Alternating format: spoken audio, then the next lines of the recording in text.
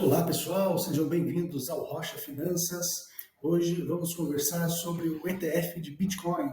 Qual a novidade?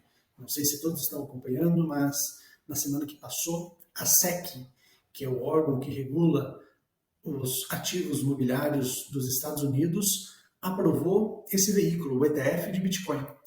E então nós vamos ver, né, no fim das contas, o que muda no Bitcoin, né? Primeiro, o que é o Bitcoin? Depois, Bitcoin é igual moeda? E por fim a gente vai falar um pouquinho sobre esse ETF de Bitcoin. O que é o Bitcoin? O Bitcoin ele foi criado por Satoshi Nakamoto. Vamos lá, Satoshi Nakamoto provavelmente é um pseudônimo, né? E essa pessoa, ou esse grupo de pessoas, conforme muitos estudiosos apontam, escreveram um artigo, né, chamado White Paper, lá nos idos de 2008, conceituando o que é o Bitcoin. E aí segue para vocês, né? O Bitcoin é uma versão puramente eletrônica de dinheiro que permite o envio ponto a ponto de pagamento diretamente de um interveniente para outro, sem passar por uma instituição financeira.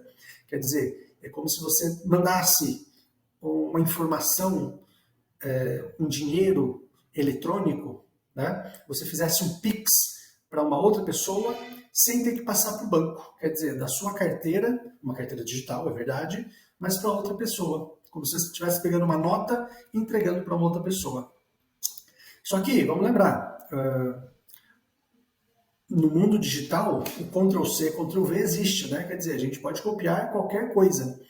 E o que impediria de eu copiar o meu Bitcoin, né? O meu dinheiro digital? Né? Para solucionar esse problema dos gastos duplos, quer dizer, de você duplicar o seu dinheiro, uma rede blockchain validaria cada transação. Quer dizer, essa rede vai ver, né, necessariamente o que tem na sua carteira e o fato do Bitcoin ter saído da sua carteira e ido para a carteira da pessoa que você fez essa transferência. E o Bitcoin é o primeiro de uma série de novos ativos digitais. Quer dizer, são ativos que não têm correspondência no mundo físico. Ainda que eu possa trocar um Bitcoin por dólar, por real, enfim. Mas eu nunca vou conseguir pegar um Bitcoin, porque ele é uma informação digital. Então, de fato, é uma revolução tanto ao uso da blockchain, quanto nas transferências, sem necessidade de uma instituição financeira, né? Hoje, pelo Pix, o dinheiro sai da minha conta do meu banco e vai para a conta do banco da pessoa que eu fiz a transferência, né? Que pode ser o mesmo banco, mas sai da minha conta e entra na outra. Quem garante isso? O banco que fez essa transferência e, no limite, o Banco Central. Aqui no Bitcoin, você não precisa dessa pessoa, né, dessa instituição, para validar essa transação, que de fato saiu o dinheiro da sua carteira e foi para outra. A rede blockchain faz essa validação. E como que funciona essa rede blockchain, né? Então, tem um esqueminha simples aqui, né? Um usuário solicita uma transação, aí esse usuário, a rede, um bloco é criado para representar essa transação, né? Esse bloco, no fundo, é um enigma criptográfico, e o bloco se difunde por todos os nós da rede, né? E os nós, então, os computadores dessa rede vão trabalhar para validar o bloco, quer dizer, para descobrir o segredo criptográfico, e ao se descobrir esse segredo, esse bloco é adicionado a uma rede de outros blocos, daí então blockchain. E isso é a validação da transferência, quer dizer, quando esse bloco é inserido dentro dessa corrente, o ativo Bitcoin sai de uma carteira e vai para outra. Conforme a definição que nós vemos, e o próprio Satoshi Nakamoto, no seu artigo, diz, o Bitcoin é uma espécie de moeda. Mas vamos pensar um pouquinho mais profundo sobre o que é moeda, né? A moeda tem 3 características. Ela é um meio de troca, uma unidade de conta e uma reserva de valor. Será que o Bitcoin responde a tudo isso? O Bitcoin é um meio de troca? Mais ou menos, né? O volume de trocas realizadas por Bitcoin é muito baixo, né? Na verdade, compra-se poucas coisas com Bitcoin. O volume de transferência é muito baixo. E isso se dá pela dificuldade das trocas dessa validação do Bitcoin. O Bitcoin não consegue fazer muitas validações por minutos, né? ao passo que os sistemas financeiros de hoje em dia fazem milhões de transações por segundo. Segundo ponto, unidade de conta. Também é muito difícil, né? Ninguém vai comprar feijão e tá o preço do feijão em Bitcoin. E, ao mesmo tempo, imagine, o Bitcoin ele pode ser fracionado até a 8ª casa. Hoje, o Bitcoin, em dólares, está custando aproximadamente $35.000. Imagine, então, a fração desse valor para as compras do dia a dia. É bem difícil. E, por fim, reserva de valor. Enquanto reserva de valor, o Bitcoin tem apresentado maior sucesso, justamente porque as pessoas acreditam que o Bitcoin vale aquilo que está sendo negociado. Então, esse é o gráfico de cotação do Bitcoin, né? Do início de quando existe registro disso, né? Lá em 2015 até hoje, 2024, no dia 12 de janeiro, houve uma subida de 13.447%. E esse é o preço do Bitcoin, né? Está até mais acima do que eu tinha dito, né? $44.299. Quer dizer, é muito difícil a gente fazer uma compra, um ativo nesse valor, né? E fracionar isso mesmo na 8ª casa se torna muito difícil para o uso do dia a dia. Mas, enquanto reserva de valor, ao que parece, ele tem tido algum sucesso. Quer dizer, ele vem valorizando ao longo do tempo. E algo importante de ser dito é que ele trabalha em ciclos, né? O Bitcoin tem alguns ciclos que a gente pode observar. Então, a cada ciclo ele tem uma subida muito grande. Por quê? Aqui nesse processo, porque uma pergunta importante de ser feita é por que os computadores, os nós, que está aqui no número 4, fazem essa validação desse bloco? Por que gastar energia com isso?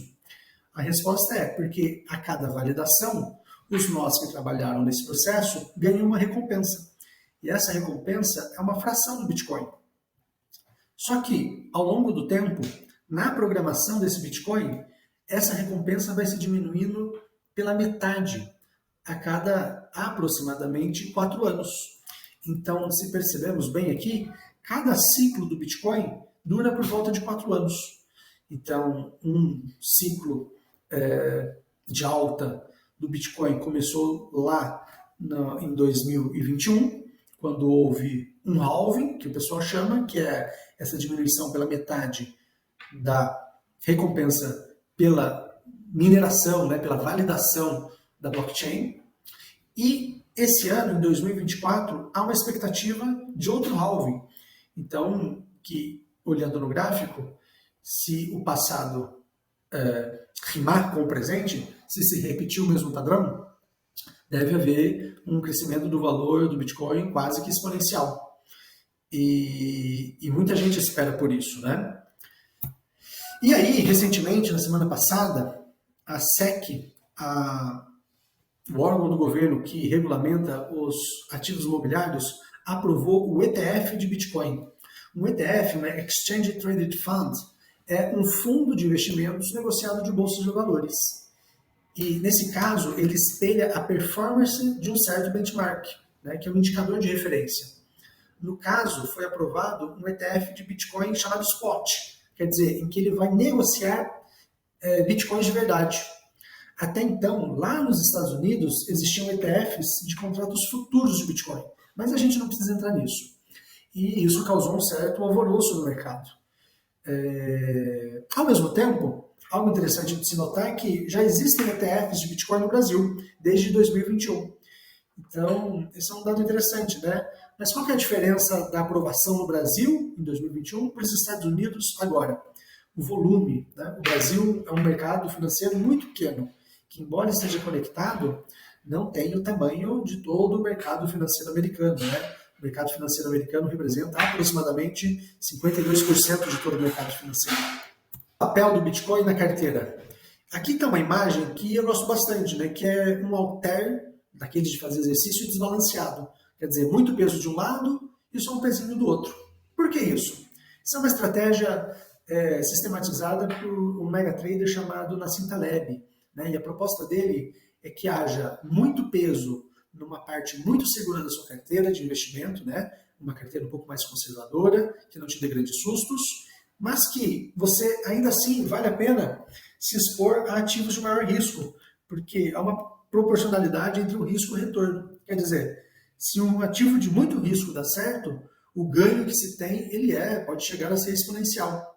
Então, nesse sentido, o Bitcoin ocupa essa posição de alto risco, né? Porque conforme vimos, há muitas dificuldades na operacionalização do Bitcoin, mas que há muita gente trabalhando nisso e que um dia, de fato, pode dar certo.